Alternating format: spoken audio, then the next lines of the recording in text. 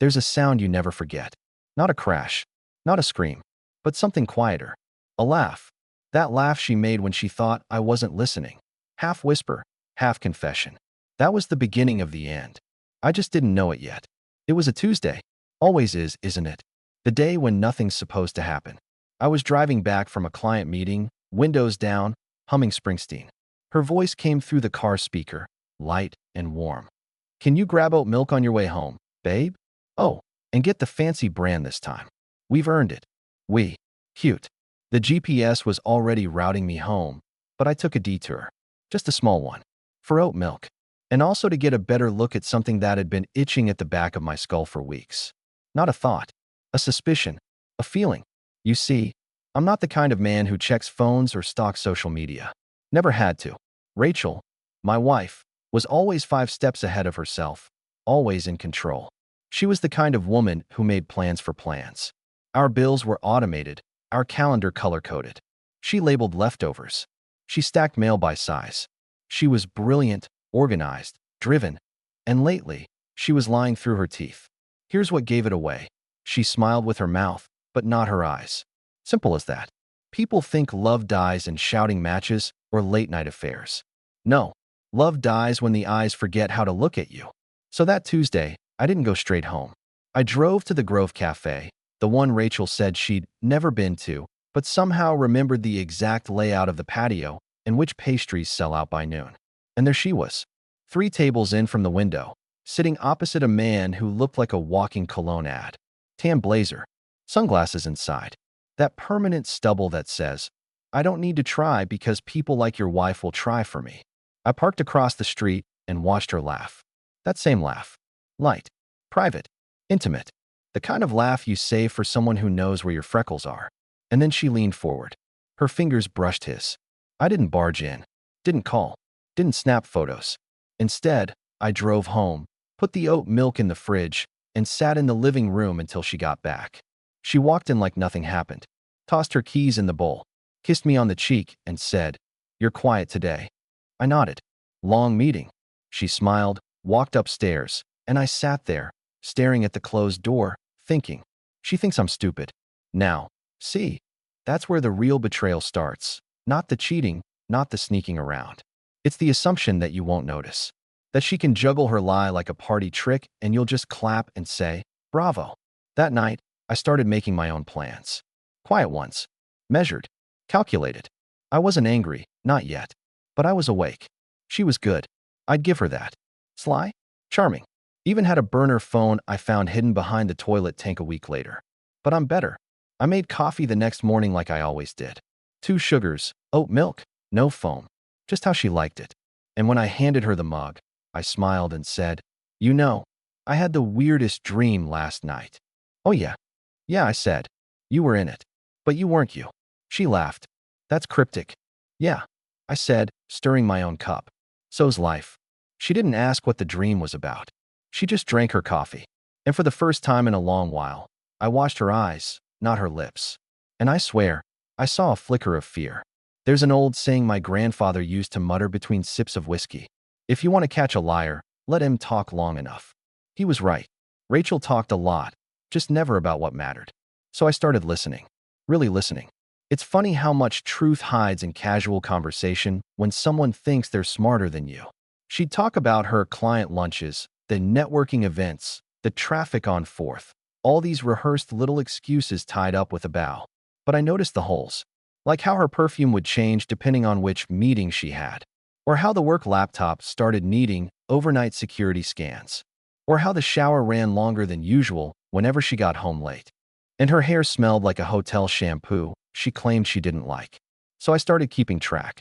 Not confronting. Not accusing. Just tracking. She never noticed the small black notebook in my desk drawer. The one with dates, times, license plate numbers. She didn't see the AirTag I slipped into the lining of her conference tote bag. And she definitely didn't know I hired my old friend Liam, ex-military, now private investigator, to follow her one Tuesday afternoon. Liam sent me the first photos on a Thursday morning. Rachel. Him. Hotel. Same cafe as before. A room booked under her maiden name. Classy. The photos weren't graphic. They didn't need to be. It was the way she smiled at him when she thought no one was watching. That kind of smile used to be mine. Still, I didn't confront her. I didn't even flinch. I waited. I wanted to see how far she'd go, how deep the rabbit hole ran. Because I had a theory. She wasn't just cheating. She was planning her exit. Slowly. Strategically. Like a chess match. And I realized something. She didn't just want out. She wanted everything on her way out. The house. Half mine. The savings? Mostly mine. The business I'd started before we met? She had her name on that now, too, thanks to some tax advice she'd given me last year. Cute. She was building a runway. Grooming me to be the bad guy. Emotionally distant. Uninvested. That way, when she pulled the plug, she could play the victim. Maybe even walk away with sympathy and assets. I could see it coming like a slow-motion car crash. So I started shifting things behind the scenes. Quietly, I rewrote the business bylaws. Moved our joint savings into an LLC registered in Montana. Started forwarding certain emails to a private cloud account. And I made sure every message from her new burner phone was backed up. Because the moment would come. The moment she'd make her move. And when it did, she wouldn't be the only one holding cards. That Friday, we had dinner with her sister. Rachel wore her favorite black dress, the one with the slit she claimed was accidentally too high. She leaned into me at the restaurant, all charm and casual affection, like she was still playing the part. "You've been quiet lately," she said, sipping wine. "Everything good?" "Just thinking," I replied. "About what?" "About how people pretend," I said. "How easy it is to fake a marriage if you're good at lying." She tilted her head, smiling too hard. "That sounds dark." I nodded. "Truth usually is." She laughed. Her sister laughed. The waiter refilled our glasses. I ate my steak medium rare and watched her cut hers like she wasn't sawing through 15 years of trust one bite at a time. When we got home, she kissed me goodnight. Warm, polished, practiced. And I said, "Sweet dreams." She didn't know I meant it like a eulogy, because her dreams were about to end. The thing about people who lie for a living is they get lazy. They confuse repetition for intelligence. They think because you haven't called them out, you can't. But I let Rachel build her little empire of deception. I let her feel safe in it. And then, I started testing the walls. "Hey, babe," I said one morning over coffee. "What was the name of that hotel you stayed at last week for the summit?" She didn't blink. "Oh, the Marriott. Downtown." I nodded like I believed her. "Thought you said Hilton." She laughed. "No, I definitely said Marriott." Cute. Except I already had the receipt from the Hilton emailed to her burner. A burner I'd cloned 2 weeks ago. Spoiler alert, it wasn't a summit. Unless Jason Tigerface was a keynote speaker. Let's talk about Jason. Slick hair. Fitness model Joe. One of those guys who probably flexes while tying his shoes. He wasn't smart, but he was useful. Because while Rachel was busy crafting her romantic getaway fantasy, I was flipping the narrative. You see, Jason had a past. A colorful, unpaid taxes, maybe some minor fraud kind of past. And all I had to do was dangle the right bait. I messaged him. Not as myself, of course. As her. "Hey love," I typed, using her voice. "Need you to do me a favor. Can you transfer that $3,500 to my other account? I'll send you the info. Same one we used last time." He didn't even question it. Just said, "Sure babe," face blowing a kiss. Boom. Wire fraud. In her name. My account. Oops. Don't worry, I returned the money. This wasn't about theft. It was about leverage. Rachel had no idea I'd started recording everything. Calls, messages, calendar changes, even the security cam footage from our garage, where she had a little too much fun in the passenger seat of his Tesla one night. And it wasn't just her. Jason started getting paranoid too. He texted her, "Hey, are you sure your husband doesn't know? Something feels off." She replied, "LOL. He's clueless. He still folds my laundry. We're fine." I read that while folding her sweater, by the way. The irony wasn't lost on me. But now, I had something else. The moment. The fuse had been lit. I just needed the right detonation point. And as fate would have it, she gave it to me on a golden platter. One evening, she came home early, tossed her bag on the floor, and said, "Let's talk." Oh, my. She even poured herself a glass of wine. That's when I knew this was it. She was going to come clean. Play the victim. Blame me for being distant. Offer a mature separation. Maybe even cry. She sat down across from me, real serious. "I think we've grown apart," she began. "It's no one's fault, really. These things just happen. I nodded, stone-faced. I still care about you deeply, she said. But I think it's time we stop pretending. I finished. She froze. Then she smiled. Exactly. I took a slow sip of water, set my glass down, then said, "You're right. We should stop pretending. I'll have my attorney email the paperwork tomorrow. But hey, before we sign anything, you might want to take a look at this." I slid an envelope across the table. Inside, photos, bank records, screenshots, a little flash drive labeled Jason's greatest hits. She didn't speak. She didn't move. Her wine glass trembled. And me? I stood, kissed her on the top of her head, and said, "Don't worry, sweetheart. I'll still fold your sweaters." The next morning, the house was silent. Not the kind of silence you want. The kind that hums in the drywall. Rachel didn't come down for breakfast. No surprise there. You don't gorge yourself on eggs and toast after having your secrets served cold the night before. She stayed in the bedroom, door locked, phone calls whispered. I imagined the words "he knows," "lawyer," and "damage control" got a solid workout. Me? I made pancakes, played Sinatra, took a slow sip of coffee, and sent an email to my attorney. Subject line, "Initiate." We'd had the papers prepped for weeks. She didn't know, of course, but I wasn't building a case. I was assembling a weapon, and it was about to fire. Now let me paint you a little picture of Rachel pre-divorce. She fancied herself a strategist. She'd read every book on emotional manipulation that got recycled as relationship advice. She always said things like, "Let's not get petty, let's stay civil," which was code for "please don't dig where I buried my lies." She thought she'd leave this marriage like a queen stepping off a private jet, graceful, untouchable, arms full of alimony. But I had something better than grace: documentation. We met at the lawyer's office 2 days later. Neutral ground.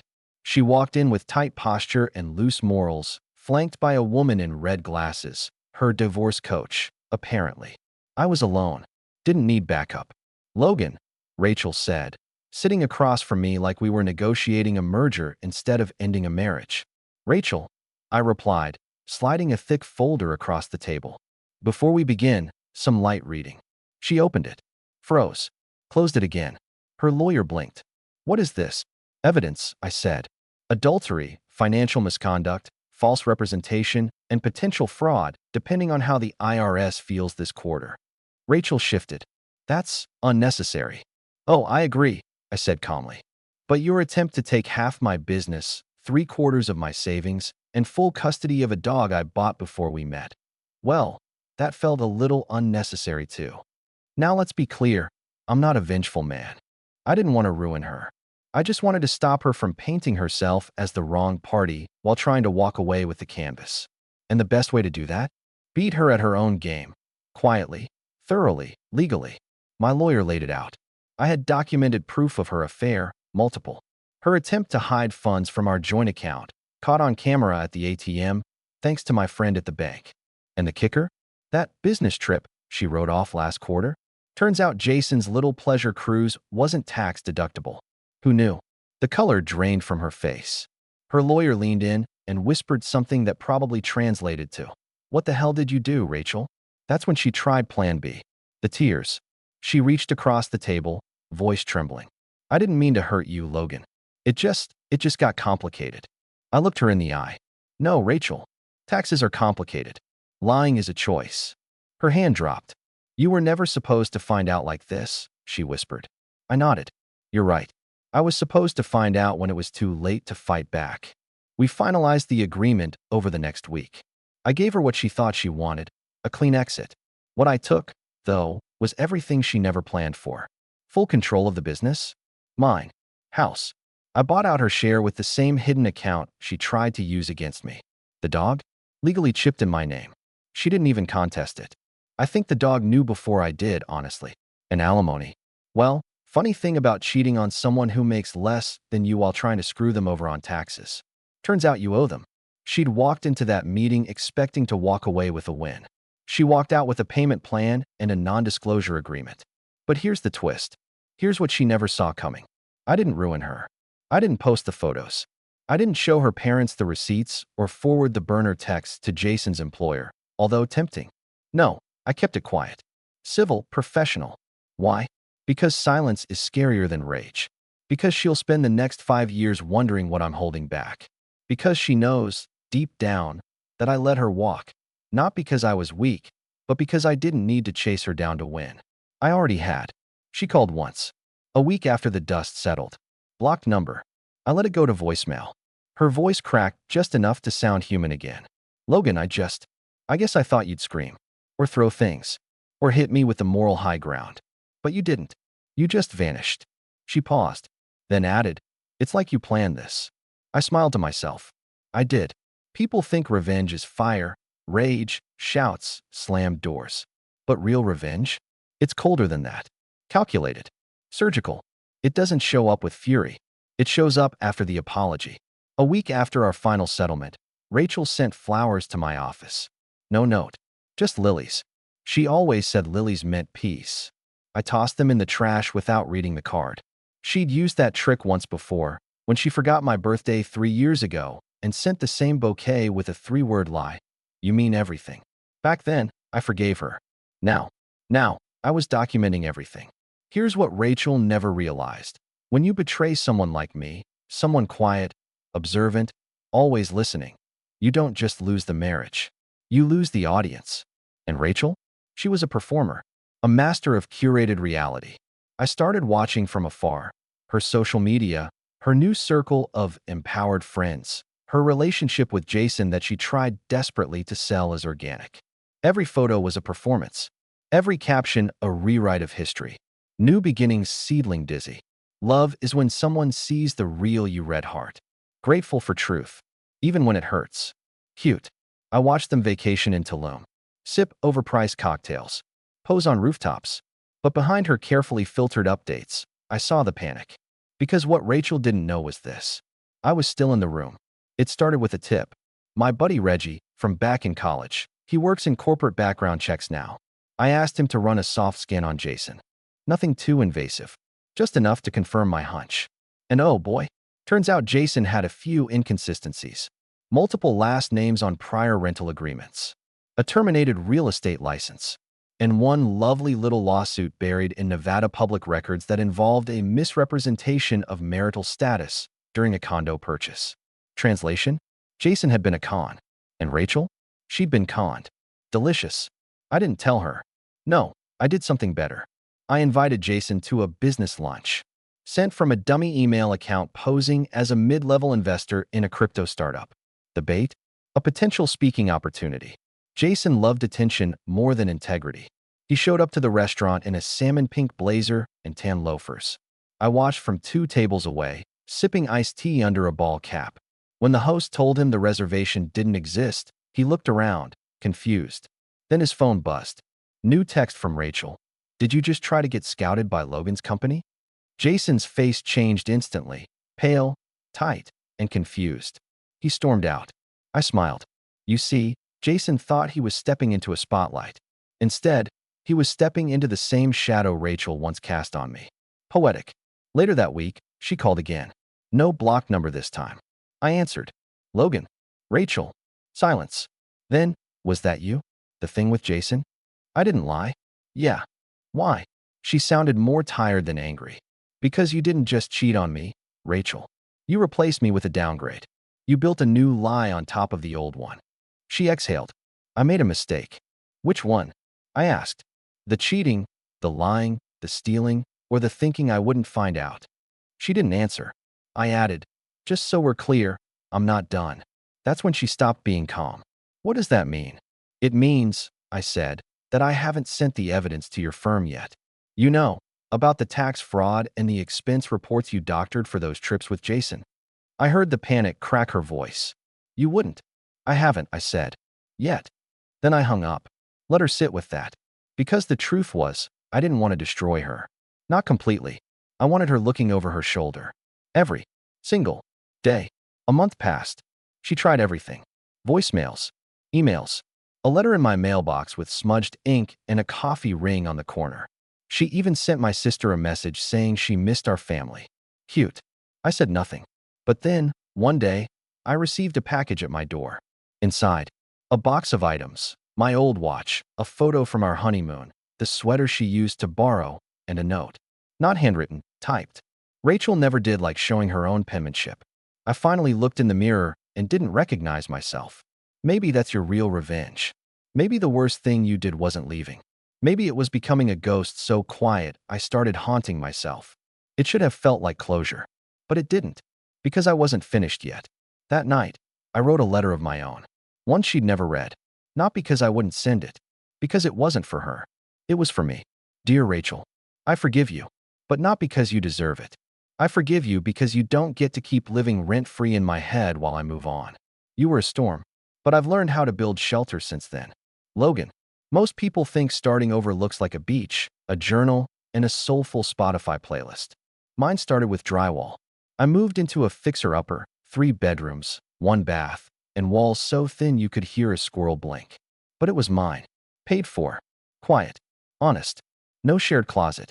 No perfume trails. No pity from friends. And the best part? No Rachel. The first week was chaos. The front door creaked. The faucet leaked.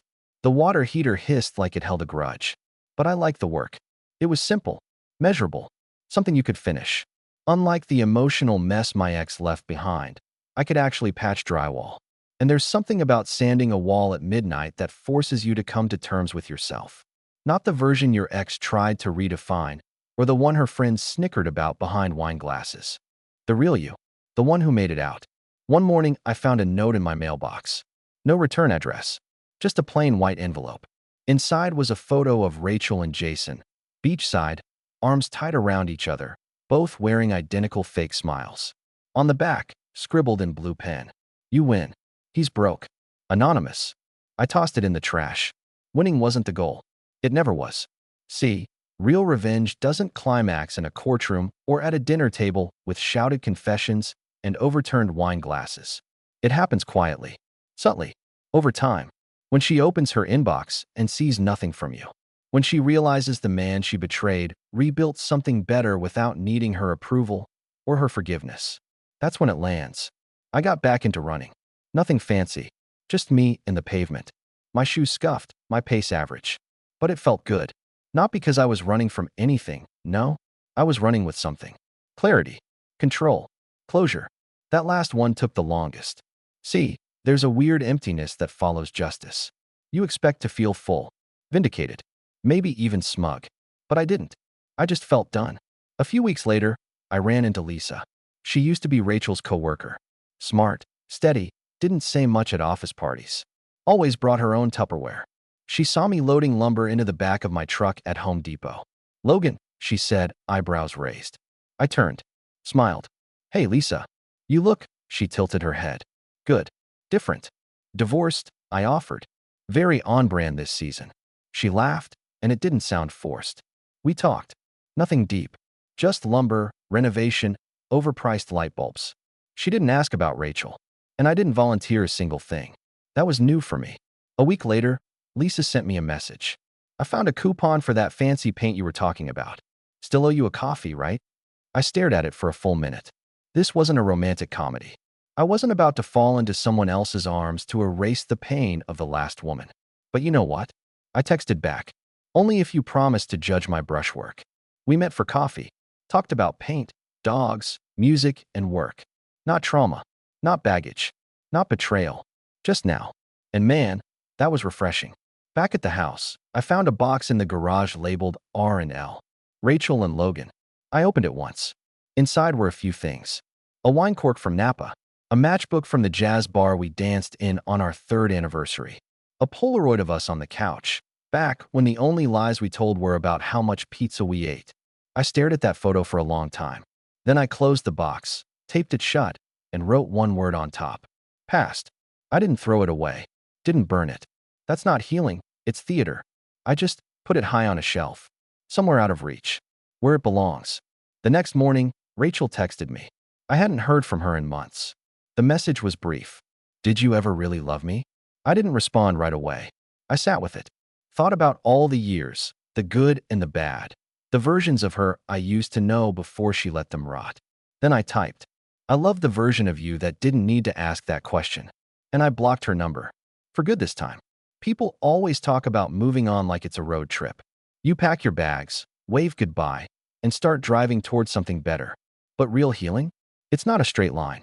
It's a room you rebuild one wall at a time, with bad lighting, and cheap tools, and a lot of silence.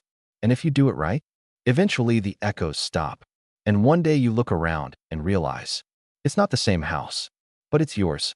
It was a Tuesday. Again, Tuesdays had become a pattern lately. Like life only wanted to throw curveballs when I wasn't expecting anything but coffee and quiet. A knock came at my door. 3 short raps. I wasn't expecting anyone. No deliveries, no appointments, no Lisa. We were still keeping things casual. Coffee, paint, banter, repeat. I opened the door, and there he was. Jason, older than I remembered from the photos. Worn, greasy, smiling like a man trying to sell you a watch he already stole. Hey, he said, like we were old friends. You've got about 5 seconds, I replied, keeping the screen door closed. He raised both hands. I'm not here to fight. Pity. I just finished building the deck. He laughed, but it came out hollow. I thought you should know. She lied to me, too. I didn't say anything. She told me you were emotionally abusive, that you didn't support her, that you cheated twice. Did you believe her? He hesitated. I wanted to. I nodded.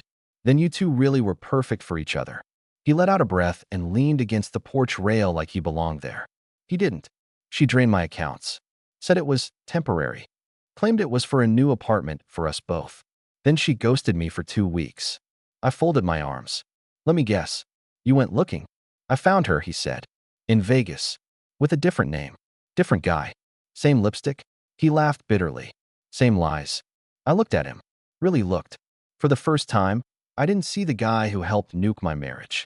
I saw the guy who got caught in the same hurricane I did, just a few chapters later. What do you want, Jason? He pulled a crumpled manila envelope from his jacket. Proof. She's building a new con. I figured you'd want to know. He dropped it on the porch railing. Also, I just wanted to say I'm sorry. I nodded once. Doors that way. The envelope sat on my kitchen counter for 2 days before I opened it. Inside, gold, bank statements, photos, a marriage license from 2 weeks ago, a fake name, a fake address, and a real estate deal in Rachel's new alias that looked very, very illegal. Apparently, Rachel had reinvented herself again, this time as a high-end branding consultant with a penchant for marrying rich, clueless men on the brink of retirement. The guy's name was Martin Pierce, 62, tech consultant, widower, in love with a woman named Riley Vance. Rachel always did love her R's. I didn't know Martin, but I knew men like him. And I knew one thing. He didn't deserve this. So I made a phone call. Not to the police. Not to Martin. To a guy named Leo Cortez. He ran a little firm in Seattle that specialized in tracking digital fraud. We'd crossed paths during a project I managed years ago. Logan Keller, he said when he picked up. Haven't heard your name since that hedge fund case. Got something more personal this time. I laid it all out. He didn't ask why I wanted help. Leo was the kind of guy who understood that some justice didn't wear robes. By Friday, he had a file. Apparently, Rachel had 3 active aliases, 2 pending lawsuits, and 1 sealed arrest from 2009 in Arizona that never made it to trial. I stared at the screen for a long time. Want me to tip the feds? Leo asked. I shook my head. No, I want to send it to her. Direct. Leo whistled. That kind of party. Exactly. Subject line. We both know how this ends. I attached the entire file. Added 1 line of text. You keep running, Rachel. Eventually, you'll trip. I didn't expect a reply. I wasn't even sure she'd read it. But 2 hours later, my phone buzzed. Unknown number. Voicemail. I listened. Her voice was low. Different. Not fake sweet Rachel. Not seductive or manipulative. Just tired. You always were better at this. I thought I could win.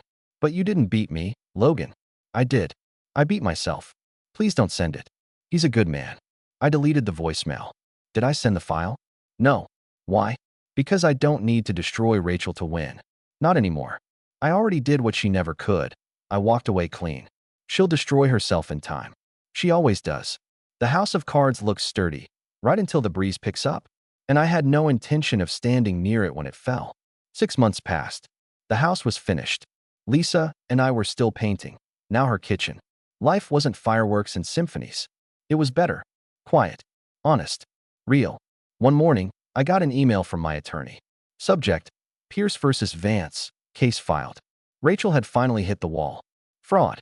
Identity theft. Grand larceny. She was facing court. Facing consequences. But me? I was facing forward. Lisa came over with bagels and bad coffee.